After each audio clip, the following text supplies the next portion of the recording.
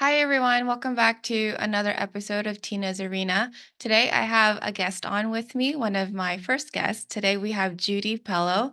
And I've known Judy, I don't know, 10 plus years now, I think, because like everyone, we know 10 plus years now. And we're at that age where everyone's just like, I've known them for a really long time.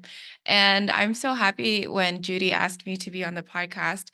She has an exciting story to share. So, could you please introduce yourself, Judy? Thanks, Tina.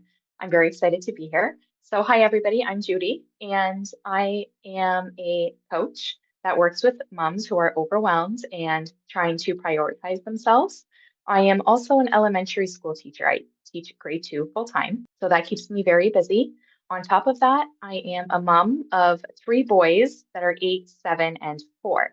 So, the reason why I became a coach is to help women who may have been in the same situation that I have been in years before with trying to juggle between being a mom and working and finding time for yourself. And obviously, like you said, you are coaching something that you had experience with, just like me. I talk about nutrition and food Yeah. a lot. Talk more about that. Like, how was it when you were feeling like you couldn't relate to anyone? I was one of the very first of my friends or friend group or really people I knew who was having children. And I had family who had children, but it was different trying to express yourself to family members. I always felt the pressure of having to be perfect and being able to do it all. And so I felt I didn't have somebody who I could really connect with and just be honest about how overwhelmed I was. So that happened probably with my second when it really started. And it just sort of continued and snowballed from there. And then we were in COVID and the pressure of everything with COVID, and I started developing anxiety really bad. So I was trying to control my anxiety, and a lot of it was that I wasn't prioritizing myself. I never really put myself first. And if I did, it was maybe to go out once every 6 months. There weren't any consistent daily habits that put myself first every single day. It would be maybe once or twice a year I'd go out. So I started implementing small baby habits into my routine and really trying to battle that anxiety that I was constantly feeling. And it could have been from parenting, it could have been from work, it could have been from relationships, the stress of just being married with the same person and being stuck with not being able to see anybody during COVID and just having three little kids under 4. It could have been a lot of that. But the biggest challenge for me was finding that time to prioritize myself every single day. And I Mhm. needed to be able to do that so that I could fully be there for my kids, in my marriage, and at my job. When someone is feeling overwhelmed and anxious, like I know it's easy to say that, but what is she really feeling? Can you describe that? The What does it physical look like? symptoms. Yeah. So, sweating in the palms. And sometimes this can look different for everybody, but at least for me, it would be my palms are sweaty. I'd have racing thoughts. I could feel my heart beating. And if I'm really anxious, then sometimes I could feel like my chest is like collapsing in, and I need to take really deep breaths just to find my breathing rhythm. Hmm. For others, it could just be fatigue, overly exhausted, you shut down, you go through withdrawals of something. Maybe you're overeating. But for me, it was the sweating palms, the heart racing, the thoughts, overthinking, and the collapsing of the chest where I felt like I just couldn't breathe. And what were the thoughts that were going through your mind? Am I a good mom? Why did I just raise my voice? I could have said that in another way.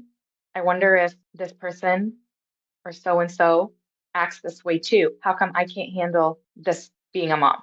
How come Mhm. I'm getting emotional or angry or short tempered? Or why are me and my husband fighting a lot? Why do I have to be this person? Why am I like this? So, do you not have those thoughts anymore? No, I have those thoughts. The key is I feel like we have these thoughts, but rather than be in that fixed mindset where it is what it is or it's just me and nothing's going to happen, you have to change that. You have to shift your mindset and have a growth mindset. So if I'm feeling, for example, I'm feeling overwhelmed with the kids. And I might yell or say something to them just because I'm overwhelmed. And my reaction is to raise my voice or to be short with them, taking a step back. And instead of thinking, why did I just do that again? I could say, oh, oops, I did that, but that's okay because I just recognized it. And then the next time I won't do that. I'll react this way instead. And if it's a yell, I'll apologize. I'll just say, hey, sorry I yelled. How about we do whatever, this instead? So I think just that shift in mindset is the bigger habit you need to create because just knowing myself, those thoughts are going to race in my mind.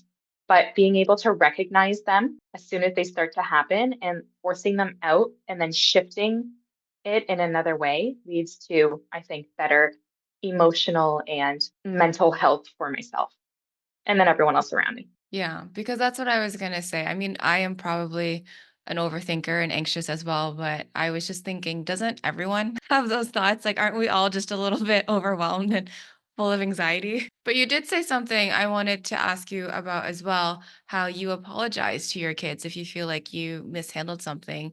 Did your parents apologize to you ever? No, and it is a struggle that I deal with all the time. At first, it was hard to apologize, and it's definitely something that I've had to really work on. And even now, I don't even realize some days that I need to apologize. It takes sometimes my husband or somebody else to say something, and I'll be like, oh, yeah, that wasn't how I wanted to respond, or that was not my intention. So then at night, we go and I lay in their bed and we have a conversation about what happened. But apologizing has definitely been something that I've worked on and have gotten better at, but it's like creating a habit. When you start something new, it's awkward, but the more you do it, it becomes second nature. So I'm still working on it becoming more second nature. It's going to be something I work on probably for a very long time because I was never raised in a family household where apologies happened or really feelings like that were even talked about. You were Mhm. sort of dismissed with your feelings. Yeah, So, same. That's why I asked that question. yeah. And then on a similar note as well, you have 3 boys. So how is it being emotional with boys? I mean, do you get, like, feedback from other parents? You're like, "They're just boys, boys will be boys," stuff like that. You're raising emotionally aware Mhm. kids too now, right? I try, but there is a lot of the boys are boys. That's how boys are. And I'm always like, well, that's not always how boys are. And so you kind of have to pick your battles. So at my house, we talk a lot. My husband is also somebody who's open with speaking about feelings. So we do talk a lot about feelings and what we're feeling. And we do that with our kids. And then outside of the house, we try, but then we have family members, especially older generations, who are just, those are boys. It's what they do. So trying to break that cycle, it's challenging. I think it'll be even more challenging once they start to hit puberty and they have all these feelings. And being somebody whose feelings always were dismissed or not really named, they were not really pointed on or focused on with a title, I think will be a challenge later.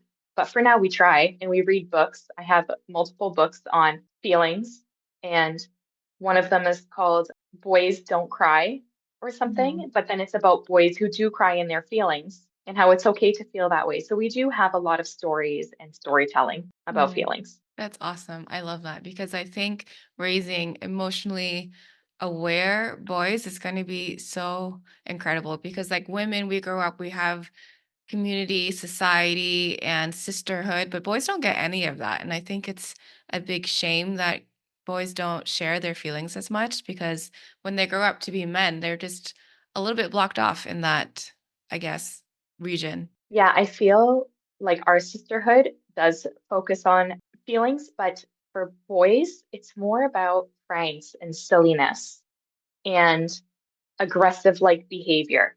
It's a different type of brotherhood. Whereas Mhm. sisterhood does, focus more on that in those feelings and in the emotions. But I Mhm. definitely think overall our society is turning more into becoming very emotionally aware. And there's from people I speak with and parents, there's a lot more emotional intelligence happening behind the scenes than there ever was really when we were being raised. That's incredible. Okay, going back to women, say someone listening to the podcast recognizes herself in the way that you were describing yourself earlier. What advice would you give her, or maybe first steps to take in order to start feeling better? Stop what you're thinking and just take some deep breaths and just focus on your body and what it's doing. And I, for myself, taking deep breaths and just recognizing, is my jaw clenched? Am I scrunching my forehead? Is my are my shoulders like tense? What are my hands doing? What are my feet doing? Just relax it all, take some deep breaths, and then go from there. You assess what is the trigger that caused you to feel the way that you are feeling. Is it an argument with a friend?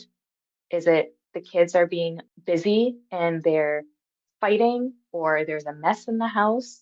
What is it that triggered the feelings of anxiety? And is that something you want to continue with, or can we stop it here now? What can we do to change it so that we don't get to that again? So, one of the things, I'll give an example. One of the things that used to bug me a lot were toys, toys everywhere, all over the place. Clutter is definitely a trigger for me. I don't know why, but clutter is a trigger. And I used to walk in where there were toys everywhere, all over the place. And I would right away just feel my heart racing and the anxiety and I just felt like I needed to breathe. It was a very big trigger. But also, my kids were like 5, 4, 1. They were so young. I can't just remove all toys. They need to play with something. So I came up with a system where I'd have, let's say, 4 bins in the family room, and the toys that were in the family room at the time, they had to have a spot in the bin. If there was no spot in the bin, those toys needed to be in the storage room or in another room in the basement. And so I had a wall in my storage room where I rotated toys like every 2 or 3 weeks. So not everything was out at once. There'd be maybe 5 different things to play with, and then I would rotate them every 2 to 3 weeks. And then once I realized with the rotation, even the kids started playing with their toys more, and there wasn't a big of a mess. And because everything had a designated spot, I would come home and I would feel better. Like the house wasn't chaotic. And I don't know if it's because my mind is chaotic. So seeing it out there to be chaotic just triggered that feeling. But I needed to create a system that was reasonable for my family. And it definitely was not all the toys out at once. So I'm hearing like it is a little bit of a compromise as well Yes. on your part. Like not everything is going 100% your way. No, you have to compromise, especially when you live in a house with 4, 5, 6 other people. As now, with my kids being older, the compromise is I wake up at 4:30 in the mornings and I go and I work out early. And then by the time I'm home, I see the kids, I shower and I get ready for work and I leave. The compromise is I don't have time to work out at night because we have so many extracurriculars.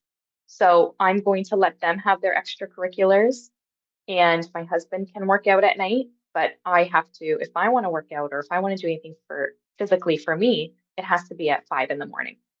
So that's a bit of a compromise there. And then when you were talking earlier about pausing and stopping, that is usually someone that's pretty self aware to be able to all of a sudden realize that, oh, wait, I need to take a step back. Is there anything you can say for people that maybe aren't self aware? I think it's understanding the messages that your body is giving you. So as soon as my heart starts to race, I know I need to slow down. That's the first sign for me. If my palms are sweaty, I'm starting to get angry and very anxious. I need to walk away.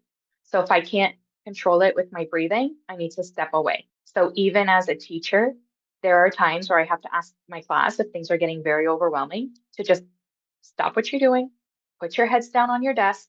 I turn off the lights and I just take 5 minutes and then I continue That's because awesome. it can I be a love that lot. example. Yeah. So I think just recognizing how your body is. And I remember somebody telling me to keep a journal. So I used to text myself. So if you're not a person who carries a journal or a pen anywhere, I text myself all the time, all the time. I would text myself, heart racing equals whatever it was, noise, too many noises all over the place. So I would text myself some of the things that I would notice that would get my heart to race. And then I noticed there were patterns in what I was texting myself, and I would try and limit it. So even here at home, but also in my classroom, I do a lot of mindfulness. We do a lot of deep breathing. We do it 2 times a day for 15 minutes each time. And it kind of sets us up to have a successful learning period. And then even at home, our mornings start off very slow. Our evenings are in our routines are very slow and just calming. When the kids come home from school, they have a routine that's not like crazy running through the house. And although it's not perfect 100% of the time, right? There's going to be days where it's not. And I think some days it's more than others that it's not the way that I want it to be. But it's not like that all the time. And I think that's a big win. When some of the days are good and more days are not bad, you sort of start to appreciate the days that are going well. And then you kind of focus on the gratitude aspect of it, like, wow, the kids played really well today. Or I'll do this a lot on my stories on Instagram. I'll take a picture of the kids when they're playing like perfect together. And then sometimes I'll go back in my stories in the archives and I'll look and I'll say, oh, I remember this day they played so nice together, which sometimes it's like once a week, it feels like. But I try to be grateful of what is going well. And then the bad days don't feel so bad. Yes, that's such an important habit to get into the gratitude of things. It really, really changes your mindset once you start to appreciate everything that you have. So, when you work with women, you work mostly with women. What Mhm. does it look like? Is it like a one on one or a group, or is it like weekly coaching, monthly? Yes, I have group coaching and I have one-to-one coaching. So one-to-one coaching is more targeted to obviously the specific person and what their goals are and the struggle that they're going through.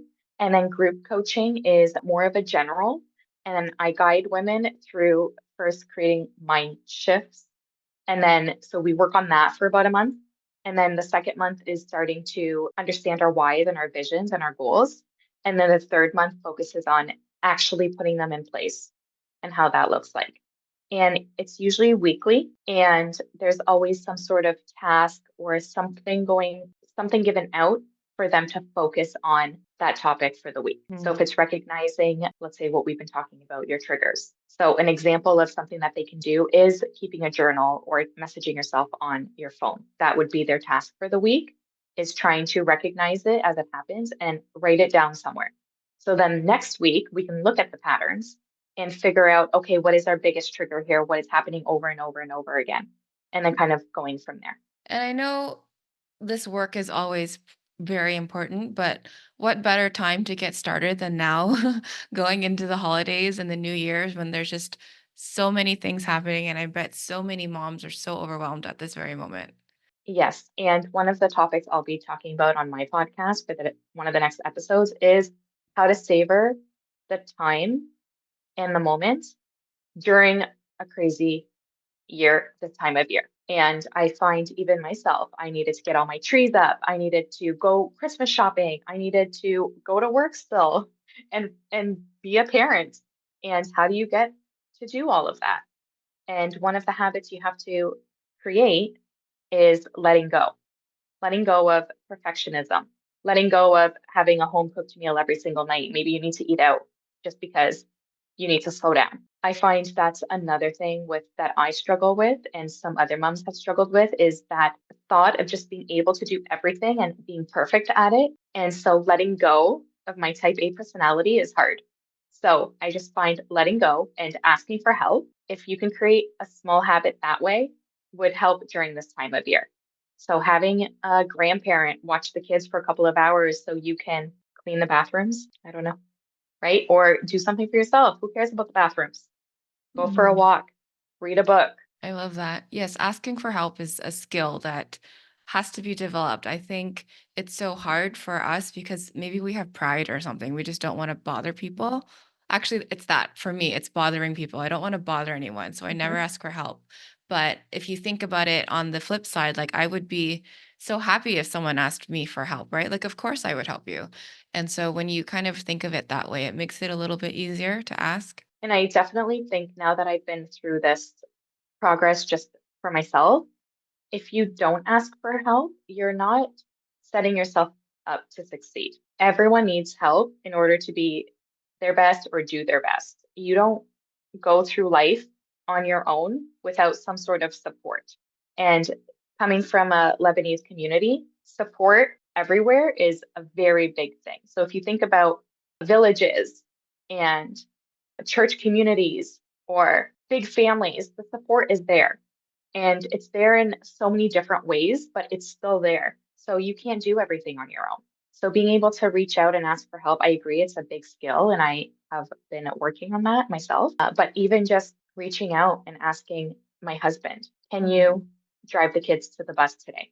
Or can you do this instead?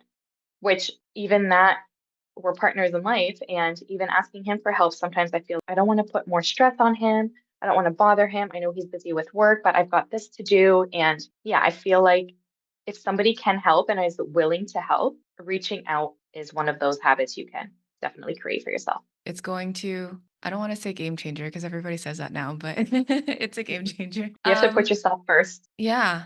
So how do people find you online? They can find me through Pellow Inc. And Pellow Inc. encompasses my podcast, which is called Unfiltered Conversations with Judy, and my coaching business, which is called Thrive Vision Coaching. And I'm on Facebook and Instagram. So is that jpelloinc.com or is that your Instagram handle? My Instagram handle is at Pellow. I think this was a great episode, so I'm really excited to put it up there and share your message with the world. Thank you so much, Tina. Thanks, Judy.